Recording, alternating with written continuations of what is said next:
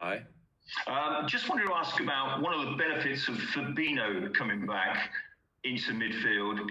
Is it Thiago made some comments about he felt a lot happier, a lot more settled. It freed him up to get forward a little bit. So is there a kind of double benefit to Fabinho? He protects your back four, plus can bring the best out in Thiago. Actually, I would like to start the answer with Gini Wijnaldum did an incredible job on that position. To be honest, an incredible job. But there are two things. If you have Gini on the 6, you miss him on the 8 as well. So a lot of things which were settled before were unsettled after that. And yes, Fabinho helps everybody on the pitch in both directions if he can play in his natural position. That's it. It's just that easy to say. And yes, that means that it makes life easier for Thiago as well. But it is not like this. We speak about it like one player back and now all the things will click again. Unfortunately, it's not like this, but it helped that night because, for example, only for the midfield, all three midfielders made just a really good game. So it was Fabinho played, yes, for a long time, first time on 6, and you see, of course, the difference he can make in defending stuff, but connecting as well, and these kind of things. And you saw Gini Wijnaldum on 8, who is in moments, is just in defending, always involved with his mind, which is very important for the game. And Thiago that day as well. So that all helped, and that's why it worked out very well. But yeah, and Thiago can play this, when Fabinho can play the 6, it's obviously for him the best position, and it's for us the best position for him as well. Thank you, Richard. We'll go to Russell, and then after Russell, Joe. Hi, Jurgen. Just going back briefly to Ozan Kabak. He said recently that he was looking forward to the opportunity to play alongside Virgil. He said he had quite a warm relationship. He struck up already with them, and he had some good advice from Virgil. Is that part of the problem in terms of you being able to make a decision on whether or not to sign him permanently, that you only really know how good he is until you have him alongside perhaps your best player in that defence? Oh, I didn't see that as a problem yet, to be honest. But so I heard, I didn't read it, but I heard there was some criticism. So like when Ozan came and started playing and stuff like this. So this is the world we are living in. You bring in a 20-year-old boy when everybody wants him to sort all our problems in 1 second. And you don't give him time at all. So we didn't see it that way. And we are quite critical with ourselves and with the boys as well. Ozan played from the first moment on really good. Did he play as good as he can? His best performance ever? Probably not. Would it be possible? We spoke about Ben, how difficult these kind of things are. But Ozan played much immediately. So that makes it really tricky. And he tries to adapt. And when you try to adapt in these moments, you cannot be yourself naturally because you try to adapt to other people.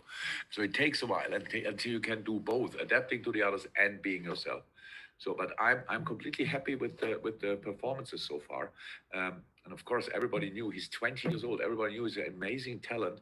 So I don't think that's a problem that we cannot judge him next to Virgil or Joel or Joe. We see what we need to see. Joe Bernstein, and then we'll finish with Steve Bates. Joe. Jurgen, we hope to see Virgil van Dijk and Joe Gomez play this season. I know last time you said it was unlikely, but possible but unlikely. After the main season as the Euros, would you see them going to the Euros as a problem because they've been inactive for so long? Or do you think actually that could be to your benefit because it'll give them like an extra pre-season before you come back? How would you view it then going to the European Championships? That's not my decision, but I to be honest, the information that I have in a moment, it will be unlikely. So, not that I don't let them go, because I don't want to have to do that anyway, but it's because of the extent of the injury. So, we all hope that they will be ready to start the preseason with us. That's what we hope. So we should not forget. And by the way, with Joel, it's pretty much the same. He's just not qualified for the Euros, but it's with him the same. yeah, these are really serious injuries. And it's not about now that we talk which competition they can play. So as far as I know, and I'm always open for positive surprises, and now they all of a sudden show up in training, but nobody, and team training, nobody told me that. They look both, the two of them look at the moment better than Joel looks, because he's still in his, looks like ski boots. But he's here as well. So Joe will start running. Virgil is already running, but this is really a tough one. So we are completely over the moon, and they are ready to train with us for the start of the preseason. Or the Euros, I didn't think about it. If they would be, I don't know, when do we have to be back to that you are able to play the Euros? The week before, on the day when the Euros start, I don't know. So that's it. I understand maybe the need of that, but we cannot make this decision, and we will not. It's just about when we fit, when they will be fit. That's how it is. Final question from Steve, please. Hello, Jurgen. Hi. Hi, Jurgen. Obviously, there's been a lot of negativity around the club, and because of the way the team's performed and the kind of luck you've had, etc. I'm just wondering though, this last week you've just qualified for the Champions League quarterfinals, so you're in the last 8 of probably the biggest club tournament in the world. Given that you've had a pretty horrendous season, I'm thinking that, you know, with people writing you off, so as they have done, do you think, you know, you could still spring a surprise this season in the Champions League, given your immense history in the competition and the fact that I'm sure that the players will be wanting to end the season, you know, with a bit of a bang? Yeah, it would be a dream, huh? So why not? But it's really not we are not in a situation. So I said it after the Leipzig game. Yes, we were really all happy to going through in the quarterfinal, being in the last 8. That's really good. I think Millie said it to me. There's a third quarterfinal, or even the fourth quarterfinal in 5 years of the European League involved. Five times in the European competition since you've been in 4 quarterfinals. Okay, so four times in the quarterfinal, 5 times in Europe. So yeah, that's good. That's good. But we are not in the situation sitting here and telling how already the fairy tale about how it all could end.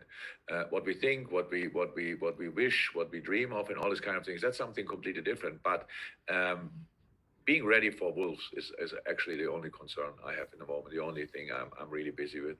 And using the positives from the last game, yes, that would be very helpful. But then, look, yes, it's last 8, but the last 8 are historically tricky, because there are just other 7 teams in which are really good. So it's not 100% clear, I think, who are the other 7, but the few who are already in, and the few which look likely that they will be in, yeah. There's no easy game. There are no easy games. But give them a proper game. Yes, that's the plan. Whoever it is, definitely that's the plan. But not today.